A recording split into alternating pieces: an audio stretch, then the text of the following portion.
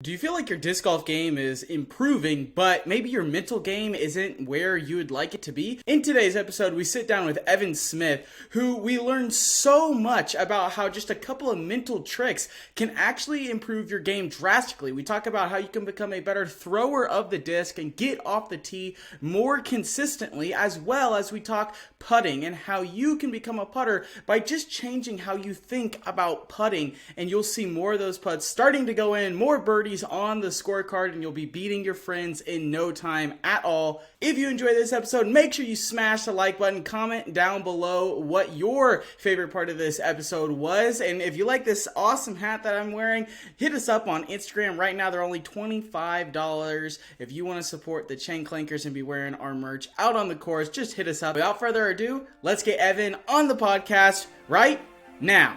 I'm Evan Smith, and this is the Chain Clankers podcast.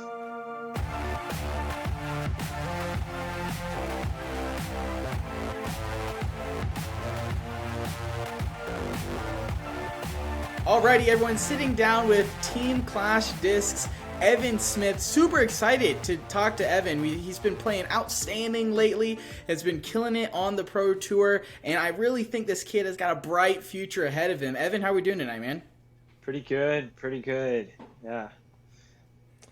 Yeah, man. Thanks for coming on the show. We're definitely looking forward to talking to you. Definitely looking forward to dig into this 20th place at Ledgestone over the past weekend and kind of talking about that and then talking about your disc golf journey. So thanks for taking your time to come on here and help us get better. Yeah, thanks for having me. This is like my second time doing a podcast like this, so yeah, it'll be a great experience, I'm sure.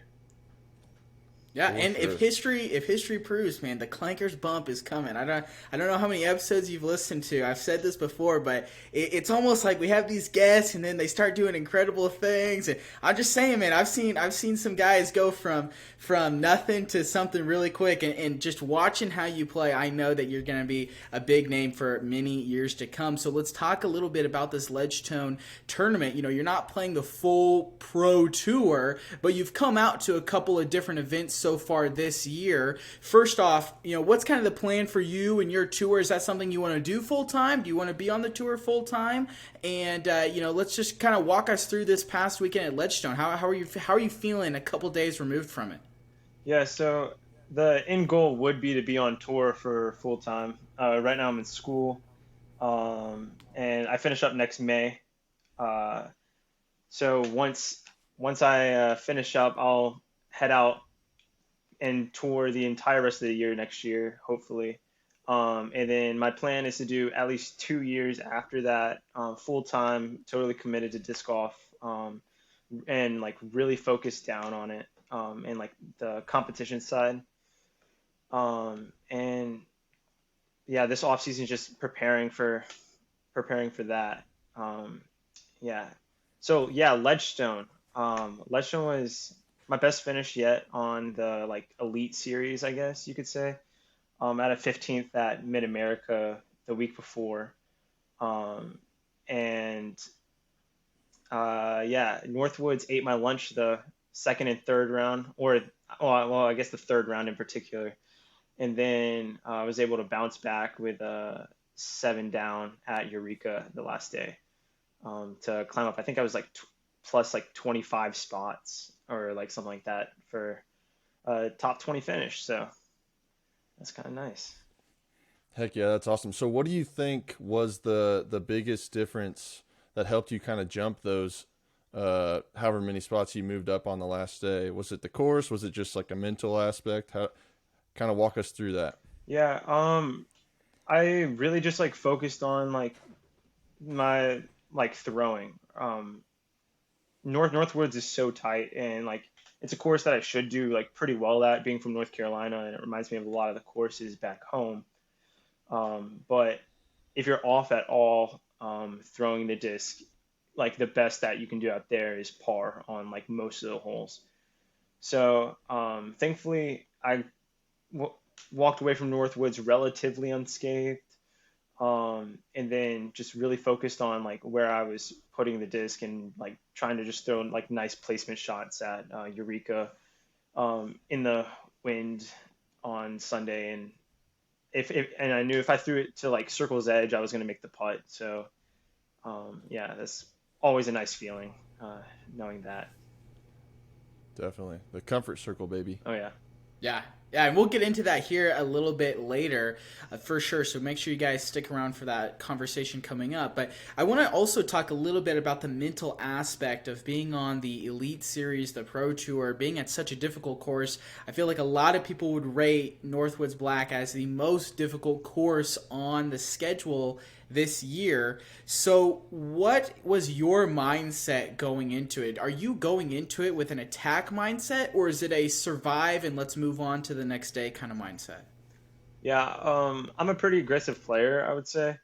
And so a lot of times I go for shots I shouldn't otherwise go for, or yeah. So Northwoods, I was trying to attack. I think I birdied most of the holes in practice. I think the only hole I didn't birdie in practice was hole 12, but I was able to par it. I think I played it twice. So both times I played it, I was able to par it. And just trying to keep the disc in the center of the fairway and throw good shots. You can get every hole out there. And it's just whether or not like you put yourself in position. It's a course where like you don't have to have a ton of distance to score, but probably have to have like 350 to like 400 like controlled and like just like straight line drives, which most of the guys on tour have, with like fairway drivers or mid ranges. So yeah. Is that the way you attack this type of course with fairways and mids, or do you do a different approach? Yeah, so I was throwing the Barry by Clash discs on most of the like mid-range holes. I was probably throwing it on like 7 or 8 of the holes out there. It's just like a straight mid-range, right? That I can throw on hyzer. It'll hold the hyzer. If I throw it on Annie, it'll hold the Annie. And it might flex a little bit at the end. And then for the fairway shots, I was throwing mainly my Onyx, which is a pretty flippy Onyx. So I was able to hyzer flip it to turn on most of the shots, because that's the shot that you need out there, is the like late turn with something that'll just hold over. So can you maybe talk a little bit about why would you go with the mid-range and the fairway driver over the distance driver? I know you said that 350 to 400 is really the distance you need. I know for a lot of AM players, they're probably pulling out a distance driver for that. So is it more of you just know you can get the distance with those discs, or is there any kind of control factor that goes into it? And maybe talk about in this situation, but also just for the amateur at large, is it better to go with those slower speed discs, or will that allow them to be more accurate in the long run? Yeah, so on a course like Northwoods, there's trees all over the place, right? And you're going to get a kick. And so if you throw a distance driver, like a 12, 13 speed, like whatever, then you're going to get kicked further into the woods. So on the shots, I have a flippy destroyer that I would love to throw on like holes like 6, which is like a big like turnover. It's a par 5. I would love to throw a destroyer there if there weren't any trees on that like basically same exact line. But the fact that like there's trees right where I would want to throw it, if I get that same kick that I would get with like my Onyx or with my Barry on that hole, it's probably going like 30 or 40 feet further into the woods. And so when you're making decisions like that, when you step up to a hole and practice it, you have to think about, am I okay with taking a bogey on this hole? If the answer is yes, then you could throw like the fairway, because if you throw the distance driver, you're probably taking a double or like a triple even on like some of those holes, depending on the kick. And then if you're okay with par on some of them, you're just gonna like club down to a mid, or like even a putter. I know some people on some of the par 5s were just trying to plan for par, like even bogey was good on some of them. So yeah, that's definitely we talk about it all the time, throwing mids and putters for like your control shots, but I don't know if I've ever heard that higher speed discs actually kick further off of trees. Could you? I mean, I don't know if you can. Could you explain why that is for me and anyone else who might not know? Yeah, it's purely about like the speed of it, right? So like if you throw like a destroyer versus if you throw like putter, right? You're going like if I hit a tree 100 feet down the fairway, right? My putter that I threw is going to be traveling significantly less, or with significantly less speed than the distance driver that I threw. So then like the kick wouldn't be quite as Okay, that far. makes sense. Yeah. Also like I've seen like the weirdest kicks from like drivers and stuff. And so at like the pro level, like most of us can throw like anywhere from 60 to like I think the top guys are throwing like 75, like high 70s, right? So like those kicks, if they hit a tree like 50 feet out of their hand with like a fairway or like a distance driver, they're kicking probably like close to 100 feet from that tree that they hit. Well, if they throw a putter, there's like a limit to how fast you can throw a putter, right? Um, Hmm. just like because of, like the torque on it. And so like if you hit the same tree, it's probably not going to kick as far just because of like the way the flight plate is and like how sharp of a rim the driver has compared to a putter. So. Yeah, that's really good. That's some awesome advice. I know that's Right. something that I've not heard really anywhere else. So thank you for that tip. And if you're kind of thinking through this at home, what I want you to think about, and correct me if I'm wrong in understanding this, if you're playing maybe in a woods situation or you've got a lot of trees in the fairway, and if you're off the fairway, you're really in a lot of trouble. It's almost better to club down, try to shape that shot more, and you'll probably see less variance left to right with the mid or the putter in the first place. And then if you do end up hitting a tree, you probably won't be as far off the fairway. I'm right in understanding it that way, right? Exactly. Exactly. And on Cool. a course like Northwoods, it takes a lot less room to shape putters and mids, right? Because of Mm-hmm. how like fast they are. But for drivers, you have to like swing it out wider, right? So then like you're using up a lot more of the fairway rather than letting the disc actually do the work for you. Right, because like the mids, putters, and fairways will get up to speed to turn quicker than the high speed disc, right? You Mhm. don't have to throw them as hard as kind of, I guess, yeah, Yeah, same thing. yeah, and you can control. I feel like I can control the flight, the entire flight of a mid or putter or a fairway, a lot better than like certain distance drivers that I have in my bag. Okay. Especially on like flex shots where I need it to like sit softly in like the middle of the fairway. For instance, on like hole 12, right at Northwoods, like off the tee, you're throwing an Annie like to turn like fairway driver or of like some sort, right? So I'm Hmm. not trying to throw something that is going to flip and then come out of it and maybe skip at the end and push too far. And then also, I'm not trying to throw something like too slow to where I'm not actually getting enough distance as well. And because like both won't do me any good. How do you go about making those selections mentally? Is that something through the work you've put in and the hours of field work and coursework that you just have understood what discs will do what? Or I guess, yeah, just kind of walk me through what is your decision calculus on how you know what disc is going to do what and through the full flight? Yeah. So most of the discs that I have in my bag are like I want to say I've had for at least I would say 3 months, 4 months. So I know them pretty well. I've played so much disc golf in the past 3 or 4 months, right? Um, so even though like some of the discs might change here and there from being stable to just like neutral to slightly flippy, I'll be able to like understand the entire flight of the disc because I've seen it fly um, at like countless ways, right? I've thrown on countless angles with like totally different power on like every single shot, it feels like almost. And so just understanding the entire flight of the disc and just getting familiar playing disc golf, right? That'll help you to learn your the entire flight of like every disc in your bag, you know. So I guess that goes into the decision making.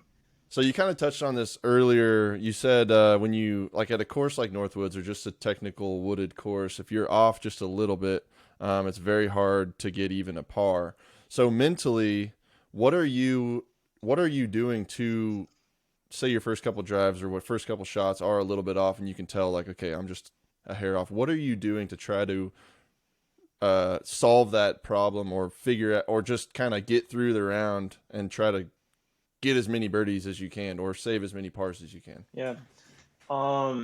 So if it's all right, so first off, I don't panic if I throw one bad shot, right? Everybody's going to throw a bad shot, especially at a place like Northwoods.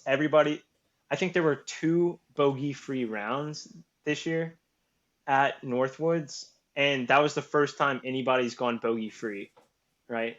Isaac Robinson shot a 4 down, and like I think he teed off at like 10:30, like the third day or something like that, and he shot a 4 down bogey-free. That was the first round ever that somebody shot bogey-free at Northwoods in a tournament, I'm pretty sure.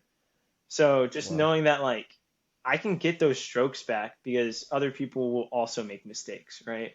Or if they don't make mistakes, they're just going to take a lot of pars. So again, every hole out there is birdieable. So if I'm not throwing super well, or if I'm making the same mistake over and over again, I always go back to where is my miss right now?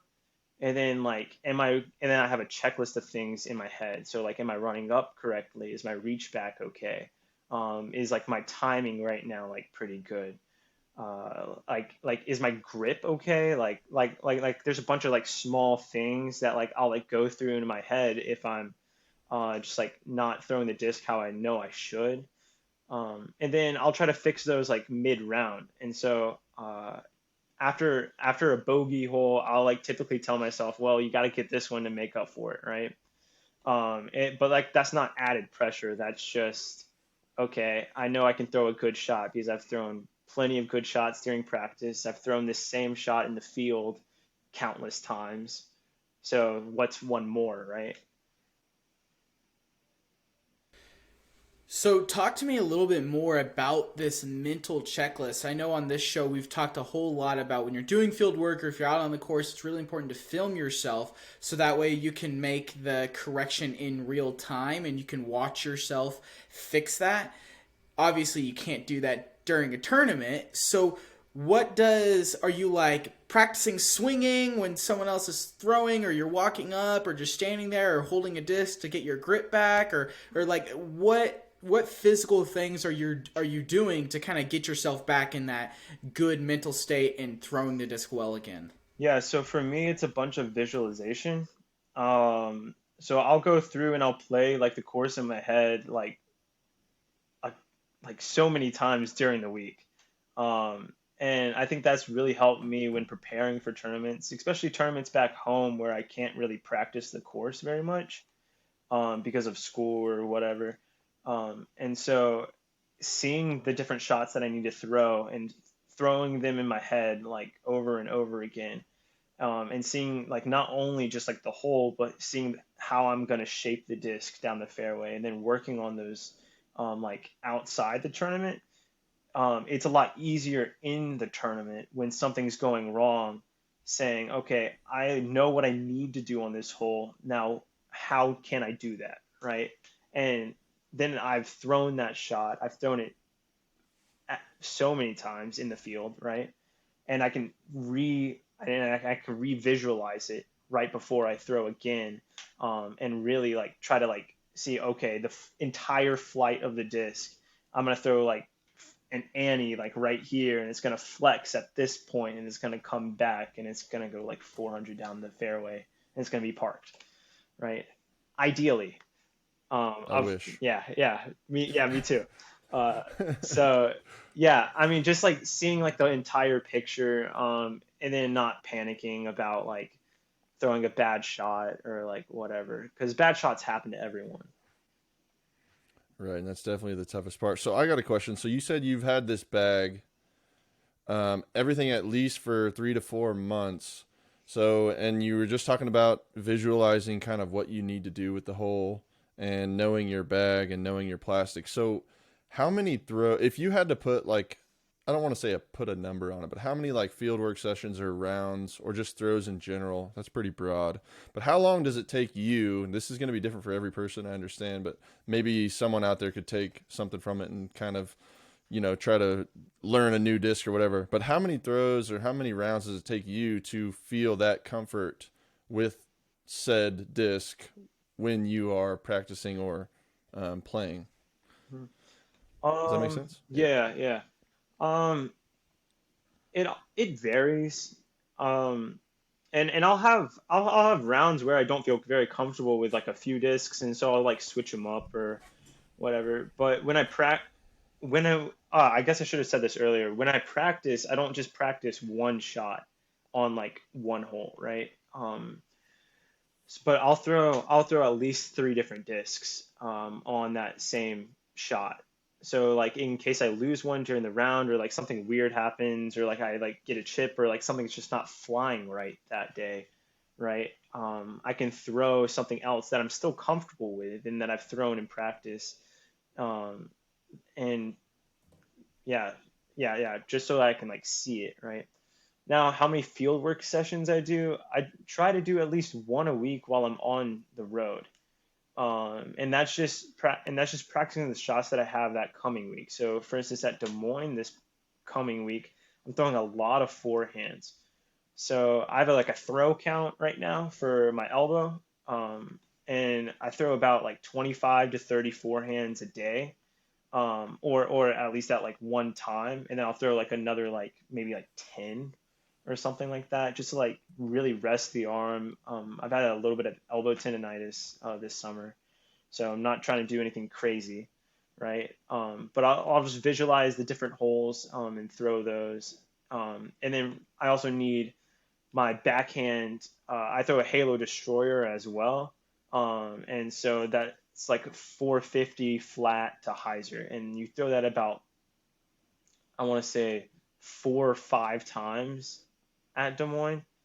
And so that's one of the shots that like you have to have in order to shoot well at that course. And so I'll go out and I'll throw that shot and just visualize like how I need to throw it on holes 1, 2, 4, like all the holes, right? And just try to like have a very repeatable motion in that. And that's how I get comfortable with the discs and like the different flights as well. And then I guess to answer your final question for like how long it takes me to get comfortable with a new disc, um, Mm-hmm.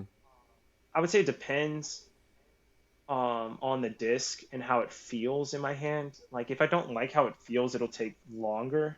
Yeah, so I just put the Salt in my bag by Clash Discs, and yep, Salt day. yep. There you go. And it's not it's it. I'm not feeling very comfortable throwing backhands with it because of how like slick the plastic is right now and how like thin of a profile it is.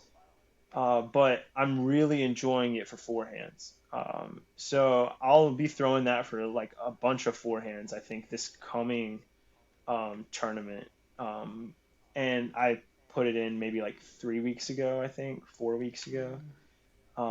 But it doesn't take me that long to like learn the like flight of it. I've had it in my bag like for the past like 3 weeks, and I got it 4 weeks ago. So Okay. yeah.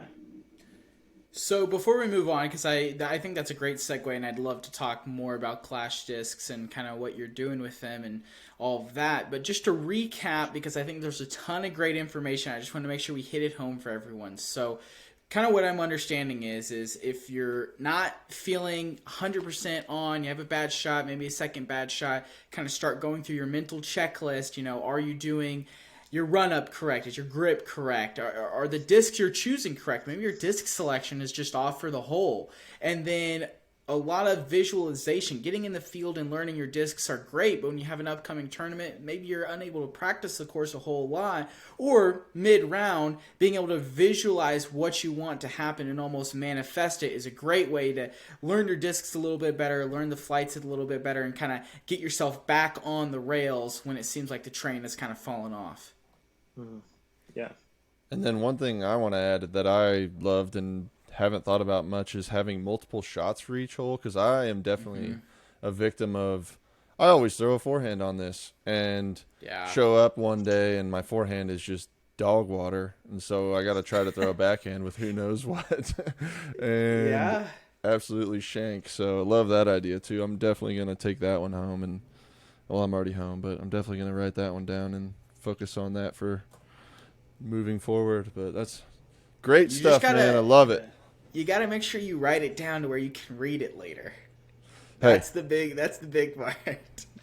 I'm just messing with you. I'm just messing with you. All right, let's talk a little bit about Clash discs, right? I feel like last year, 2 years ago, I'd never heard of them, didn't know where they were coming from. In my mind, it was, okay, you have your Innova, you have Prodigy, Discraft, Trilogy, no other disc manufacturer is going to come up, no one can break in, and I feel like Clash Discs has really taken over this summer. We've seen them a lot more in our area, and I feel as though our area might be just a little bit slower in getting new plastic, like the new MVP stuff, or Clash Discs, or just anything that's super duper new. I feel like we're on it, but it's not before the trend, if that makes sense. And now we're starting to see some of those in the shops, see more people talking about them and throwing them. So let's start maybe, how were you first introduced to Clash discs? Yeah, so Nico LaCastro reached out to me in, I want to say February, and he was just like, hey, are you interested at all? And I was like, yeah, because I didn't have a manufacturer sponsor at all in February. And he was like, let me send you some stuff and we'll see where it goes from there. And then I played a bunch of tournaments in this spring. Got the stuff in March, I think, or in April maybe.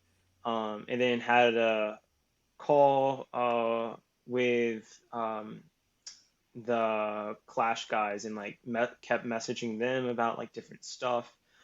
And then I played pretty well at Champions Cup. I got 22nd at that major in the spring, and so they reached out to me about signing with them for the year, and the rest is history. I thought it was a great opportunity because I can still throw a mixed bag, and I don't have to change up that much stuff before I was going on tour for the summer. And they're super supportive. They make great plastic, so I was like, why not? Congrats on that, man. That's awesome. So I got to ask, because they got some awesome names. If you haven't heard of them, you heard him talk about the berry a little bit, and I don't remember what you called the salt, and the berry so far. But we got the butter, which I saw an Instagram post of you basically ace running. I don't know what hole it was, but I thought it was going in. Hole 5. Yeah. You got the popcorn, you got mint. Those are sweet. You got mango and berry for mids. Yeah, the names are awesome. I'm waiting for the flapjack or pancake or something. I need a syrup. I might buy. I'm a big pancake guy, so I might have to buy that if it is a thing. Yeah, but I think they just came out with a cookie.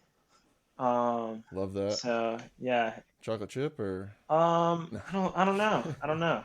They weren't specific. Yeah, yeah. I guess you could dye it in dyed chocolate chips on it. So that would be pretty cool. Yeah, that would be cool. So, what sets their plastic apart from some other manufacturers that you've thrown in the past? Yeah. So, let me get into the history of Clash, because it kind of ties in. So the guy who owns or who started Clash owns a plastic manufacturer in Finland. And so he made discs for his kids And then his kids' friends also wanted discs, and he was like, "Huh, maybe there's a business in this." And then all of a sudden, boom, Clash Discs is born. And so this is actually the first year that Clash Discs has been like official, and like we're doing like a team and like all that stuff. And so yeah, they're plastic. They make themselves. It's European plastic. It's a great product, super durable. They have both the steady and the hardy plastics. The hardy is like a putter plastic, which feels great, fresh. I throw a popcorn in hardy plastic. It's like my like turnover putter that I throw. And then in steady plastic, that's like what all their other discs come in.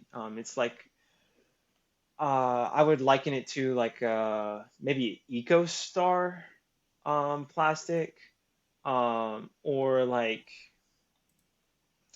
or like an ESP type thing. Okay. Um, so like it's pretty nice. It has like a nice smooth texture to it. It's pretty durable as well, to where like when discs beat in, like they don't get like very many like nicks or chips on it. I think I've only had one Clash disc had a nick or chip on it so far, actually, which is very Wow. impressive, now that I think about it. But yeah, I've been throwing their popcorn a lot. That's probably the one most of the pros like know about. I would say, and I think Eric Oakley also throws that. But don't quote me on that because I could be wrong. But he was talking about it, and he said that he really enjoyed throwing it, at least in the field. What does it have a little bead? What does it kind of resemble? Um, I would say it's very similar to a Luna. Okay. I would say the butter's more of a Luna than the popcorn. The popcorn's speed 3, I think. Mm-hmm. So it's a little bit thinner. And I have like pretty like small hands, I guess. So it fits pretty easily into my hand, and I can probably throw it like 350, 360 if I really need to on like flat ground. And I think I threw it like 450 downhill today, actually. Dang. So like Nice. they have plenty of glide. I mean, Yeah. just like if you whip it out there, it'll just like carry for however far you can throw it. So it's Do you putt with them also, or just throw them? I don't putt with him. I was so used to putting with P2s. Mm. I didn't want to have to make that switch right before the summer.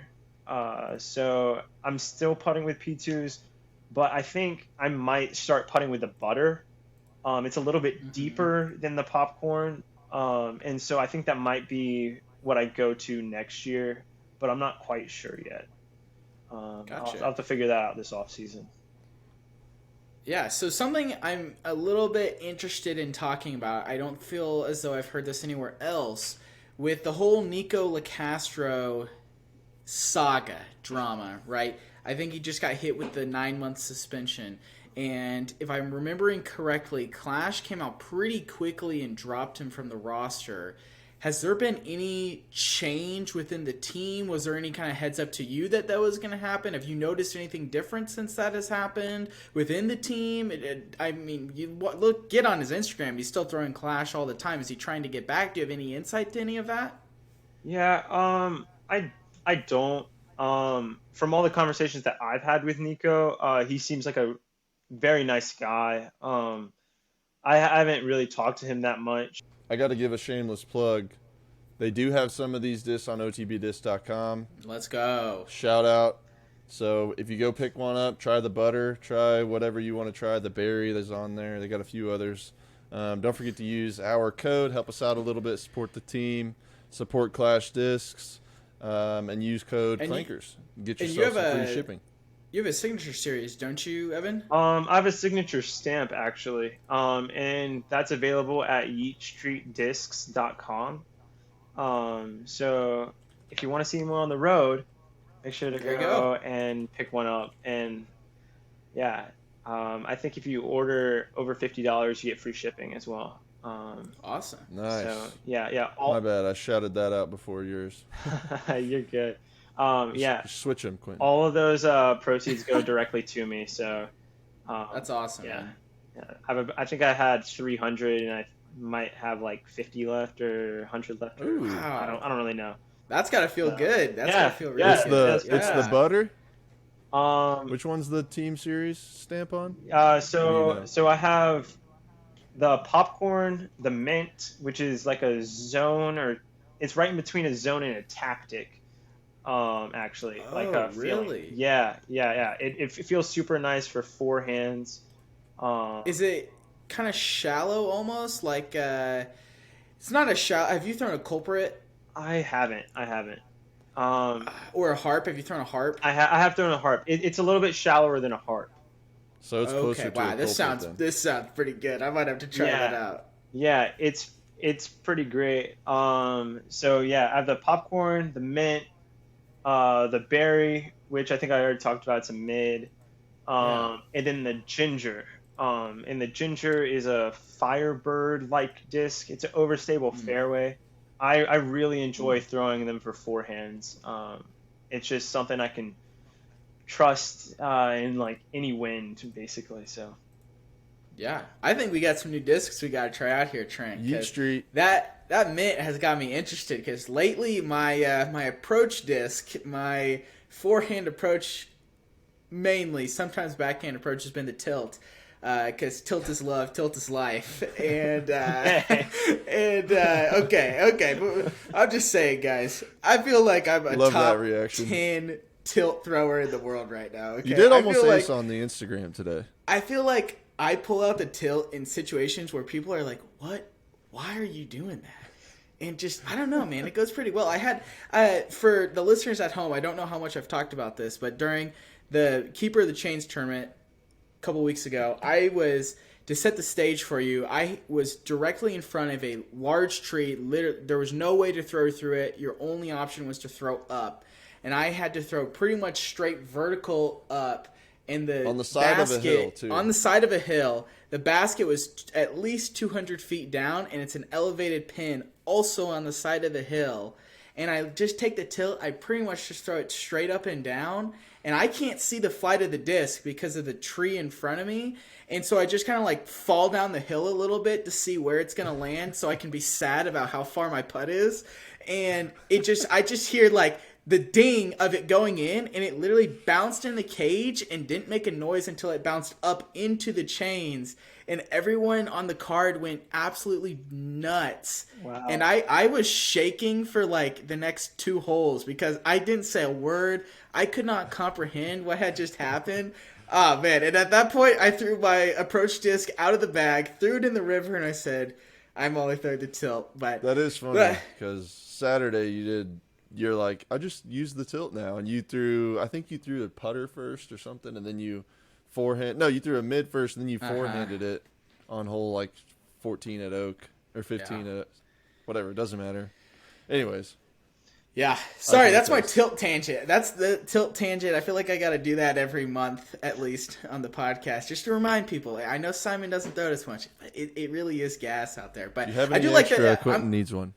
Yeah, I'm gonna have to try this mint out because it does sound pretty good. But talking a little bit about the butter and the popcorn, talking about putting, I want to transition into a little bit of a putting discussion, right? We've talked about putting on this show before, but I feel as though that's always something players can get better. On Instagram, I try to talk to all of our new listeners and see how we can better serve them and help them become better disc golfers. And putting is a repeat thing that people are struggling with. So I kind of want to talk through how can people make more putts? And that might sound like a very big, broad question, but for me, I know when I first got started and I really started practice putting, I would stand 15 feet away and I felt like I was putting all the power in the world to try to get the disc in there. And now I feel like I stand at 15 feet And for my basketball folk out there, I feel like I can do a fadeaway putt and like it's no effort. I can literally do it with my eyes closed. It doesn't matter. And so being able to get that power and go back more and more and more.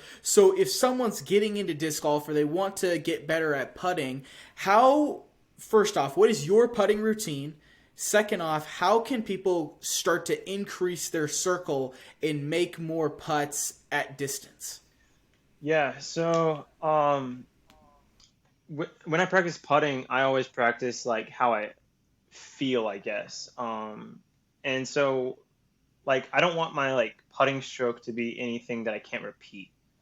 I was talking to Isaac Robinson, who is an amazing putter. I was talking to him at Preserve about just like how like we had like an Airbnb or like whatever, and like he was just cashing like 70 footer after 70 footer, and it was crazy to watch.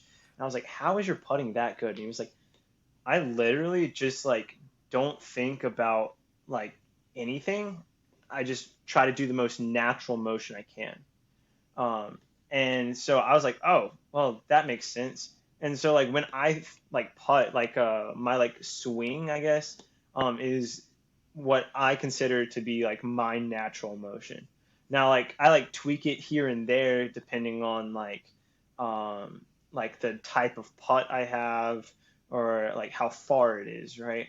But I really want my swing to be something I can just like repeat very easily, no matter what distance.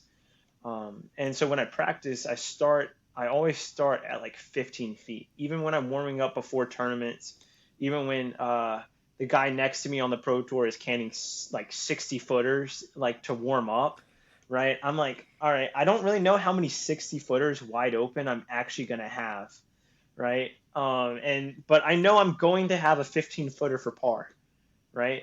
And it's very embarrassing, especially on the pro tour, if you miss a 15 footer for par. And so I always try to warm up with those. And then I move back to like 20 until I'm comfortable there, and move back to 25. And so when I'm practicing or when I was practicing in the spring, before like playing a bunch of the tournaments, I think I had a stack of like 13 putters or 12 putters or something like that. And I would just take my bag out there, put all the putters on top, and just putt into like I think I have like a what is it, like a Innova, like just like pop up like catcher, right? Yeah. And I would putt until I made, I think it was like 50 of them from 15 feet. Putt till I made 50 of them from 20 feet. Putt till I made 50 of them from 25, 50 from 30, 50 from 35, and then I'd be done. I wouldn't even putt that far outside the circle. And so I'm pretty sure like my putting's like pretty good. I think I'm like 89% from like C1X. So for, like on tour this season, I'm like 33% or something like that from Circle 2. Um, and so like I mean it like paid off, but like I like feel like super comfortable putting. I didn't miss a putt until the like halfway through the third round at Ledgestone from inside the circle. And that was playing Eureka in windy conditions on Sunday, Yeah. and then playing Northwoods, or I guess not Sunday, on Thursday, and then playing Northwoods on Friday, and then halfway through Northwoods on Saturday as well. And then I had a really tricky putt, which I like missed, and then that happens, so yeah, just feeling comfortable from inside the circle, because those are the ones that if you don't make your inside the circle putts, what are you doing, right? So like Right. those are the ones that are embarrassing to miss, more than anything. Yeah, I'm not sure if I answered all your questions or not. Did I think the only kind of question I have is when you're doing this, say us amateurs want to try to do this. I don't know, 50 is a good number to start at. Now, like when you get to the 25, 30, 35 range, for us it's probably going to take a lot longer. So what advice would you give any of us that are trying to do this putting drill that you do, when things start to get a little frustrating or our putt is a little off, or I don't know, even at like 20, 15 or 20 feet, like you're just feeling off. What would you do in a situation like that? Or what did you do before you got to this 89% Yeah. C1X putting rating? What did you do when those kind of things happened Yeah. when So, you were practicing? yeah. So, I try to exaggerate my motion sometimes, right? So like I like talked about like the natural motion and all that, and like that's really good. But like if you don't like feel like you're going to make it, right? There's like no reason to putt it. That's like the like main Right. thing that I like stick with. And when I putt, I try not to have like a big ego as well, right? I could go out and try to like warm up with like 70 footers and like all that stuff and just try to impress the guy next to me, which is what I used to do as an am. And like when I played intermediate tournaments, like that's what I like wanted to do. I wanted to like impress, like I think MJ was like in town one time and I just wanted to hit a big putt in front of him because like that was like so cool. I was like 15 at the time or whatever. And now I feel like it's cool to make all my 15 footers in front of him, right? And so like just not having like a big ego about it, like, and then going to the the thing about practicing putting too is that it's super tedious. So not doing it more than like 30 minutes almost. Like I think the most I've like ever done was like an hour and like 10 minutes at one time because I was very frustrated. Oh, I have a story about this. So I was playing with MJ actually at a B tier in North Carolina, and I'm one up on him going into the last hole. Okay. And so wait, no, we're tied going to the last hole, and I was one up on the guy behind us who was in third going. Okay. And so I like step up and I put it like 45 feet, right? Then the guy who's like behind us in the score, he puts it 5 feet. Okay. This whole 18. All right. MJ squares the first or like the only tree in the middle of the fairway. Okay. Then he gets up to his disc, almost throws it in from like 200 feet. All right. I step up to my putt. I'm like 45 feet. Boom. Dead center. It spits out and it rolls 30 feet down the hill. And then I Oh airball that. no. I airball the 30 footer, right? After I just like dead center the 45, airball the 30 footer, and then I take solo third. I was like, okay, well, that's not going to happen again. So after the round, I like putted for like an hour and a half or like something like that because I was like so frustrated. But I like hardly do that. I'll go and putt like probably like I'll do like 2 sessions a day maybe when I'm like by myself. Um, and I'll do no more than 30 minutes typically because that's if I do more than 30 minutes, I'm just gonna get tired and get frustrated that I'm bad at putting sometimes. So Yeah, yeah, I mean it happens to Agreed. everybody, exactly. especially once you miss a couple, and it's like then I know for myself I'll get frustrated that I've now missed a couple, and then it just the mistakes will continue, and then oh I missed another one, now I'm even more mad, and then at that point it just becomes counterproductive at Hmm. that point. So I remember you saying you have to be confident when you're putting inside the circle, and if you don't feel like you're gonna make the putt, then don't even putt it.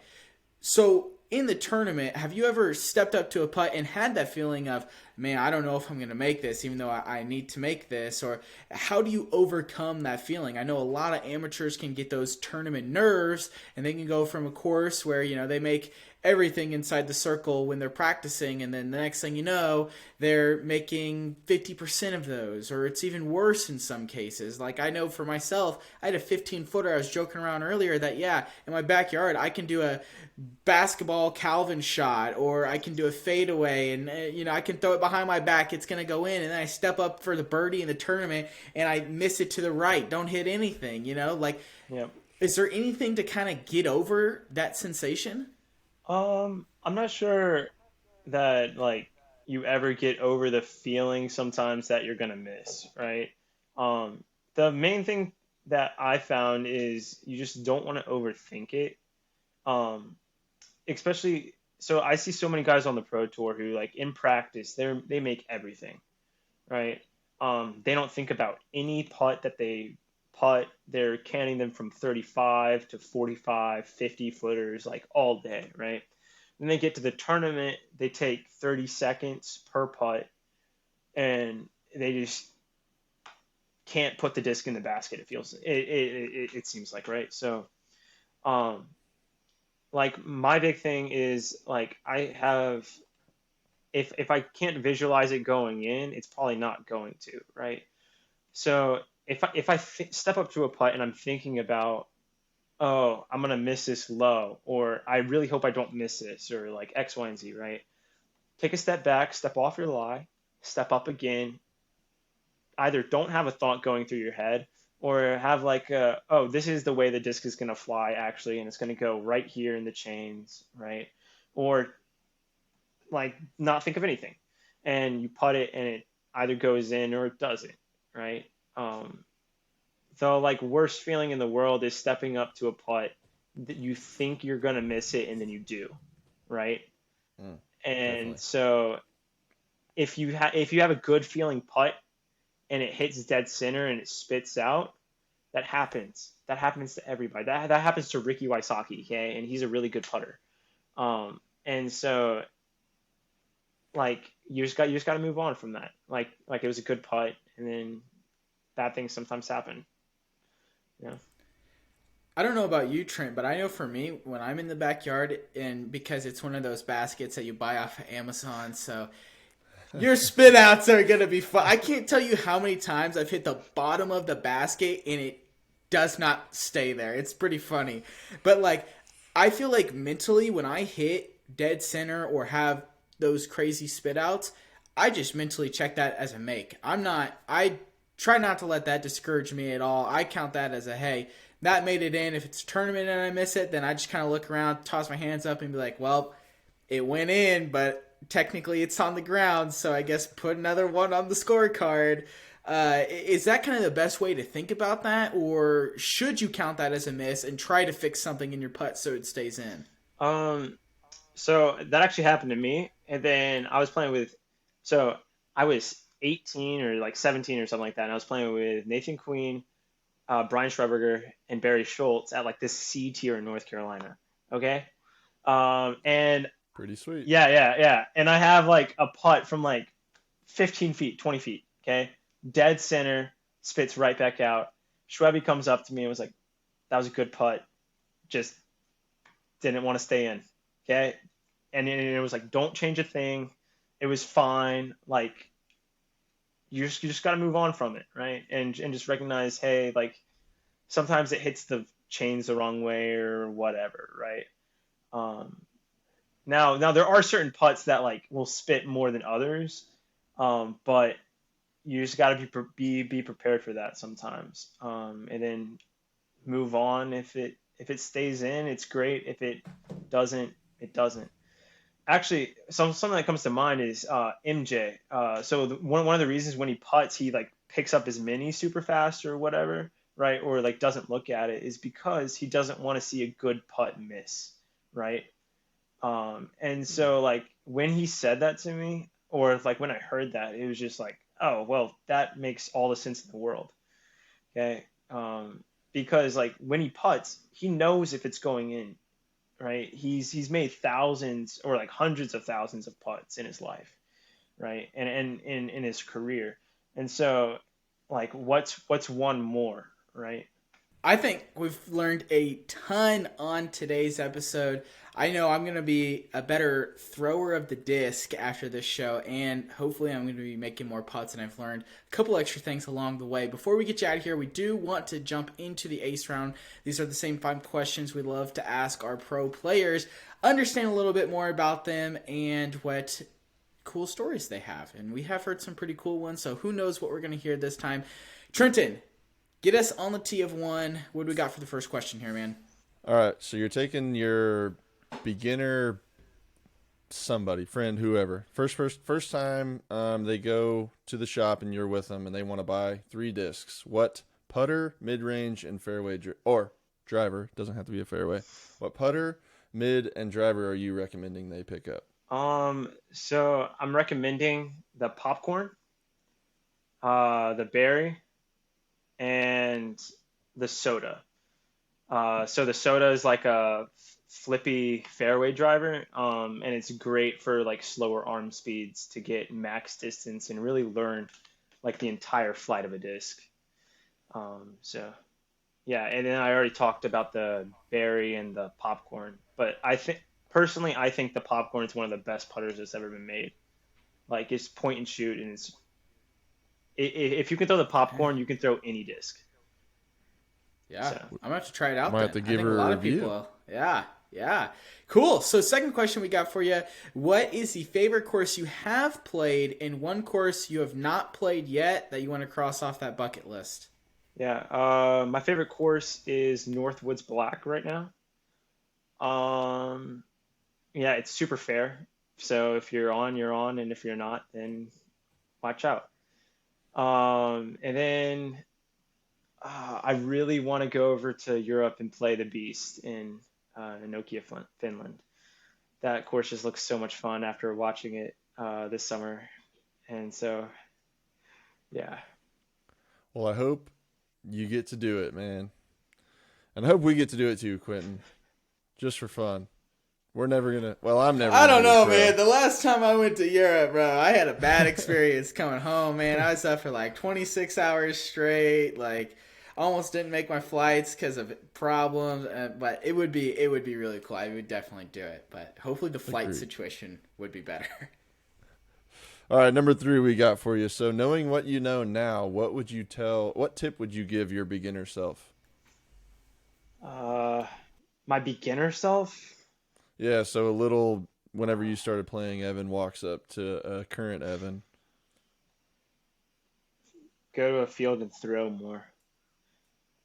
Yeah, Such a great tip. if you give yourself birdie looks, you'll get birdies, and if you That's don't, true. then you probably won't. So That is true. You Bars. got to be there to make them. Put that on a t-shirt and start selling that.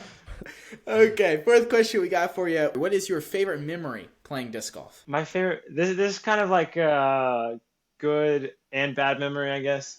Um, so I was playing a B tier in Chapel Hill, North Carolina, and I was one back of the lead going into the last hole, and I needed an ace. And I step up, throw my forehand, goes in the basket. And like I like had like called No. I had called it. And that was to force a three-way playoff. Nice. No. Unfortunately I lost in the playoff. So like that was Oh like my kind of sad. No, gosh. you won. But You like won in my book. that was it's true. You can go check it out. It's UNC Open, I think. And it's on my PGA page. You can like see like the score and everything. But like, Yeah. that was pretty sweet. I think it was last year too. So, yeah, that was. All right, I got one more quick teaching point question. How do you go? So that happens, right? And you have like the highest of highs, like jumping around with your card mates, having a good time, your caddy if you have one or whatever, high fiving everybody to pull yourself down to try to win a playoff, regardless of how Yeah, it went for you. yeah. What did you learn from it? I guess like um, what are you going to try to do next time? yeah. So I was actually on chase card, and I'd shoot like almost 1070 to like have like a chance of coming back at the course. And so it was. I don't know. I probably should have like kept loose or something like during it, like the like wait for like the lead card because they were like 4 holes behind us or something like that. Oh Yeah, no. yeah, it was crazy. And so I don't know. I always just try to stay like super level during my rounds now. It's like I'll throw good shots and I'll make good putts, and then I'll also throw bad shots and I'll miss putts, and all that happens in a round of disc golf and in life, right? So it's like just staying super level and not getting too high or too low about anything is probably like the biggest thing I've had to learn from that, and like from other experiences as well. So All right, final question for you. What is the biggest mistake you see new players make? so along the same lines, I would say is like getting too mad, right? Um, if you haven't, um, people might get mad at me for saying this, but like if you haven't practiced like a certain shot or practice your putting or whatever, there's no reason to get mad at it. You know, disc golf is fun. The reason why we fell in love with the game is because disc golf is fun to play, right? And so, like, if I don't know, I see that at league rounds all the time. Is like people like getting like super frustrated because they missed like a 15 or 20 footer. Um, but like also it's like they're there to have fun. Like I'm there to have fun. Um, and I miss 15 and 20 footers at league rounds all the time. It's like I promise, okay? So it's not the end of the world, and I do this as a career, right? Or I want to do this as a career.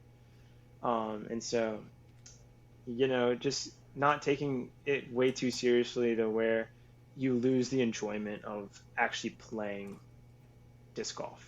I absolutely love that piece of advice. I think more people can take that piece of advice with them. But that's all we got for you, Evan. I think this was an awesome conversation. Where can people continue, connect with you, follow you on social media? Where can people learn more about you? Yeah, so follow me on Instagram at ES_disc golf. And then I'm also, I think, on Facebook, and I have a small YouTube channel, but you can follow that, and I'm sure at some point I'll post more on that. So, yeah. Hey, the YouTube grind is real, man. It takes a lot of time to edit them videos and record them. We're learning as I have a new baby and another child, so it makes it difficult. Sure does. But hey, man, had a great time. Thanks for coming on. Of course. It's my pleasure. Thanks for having me.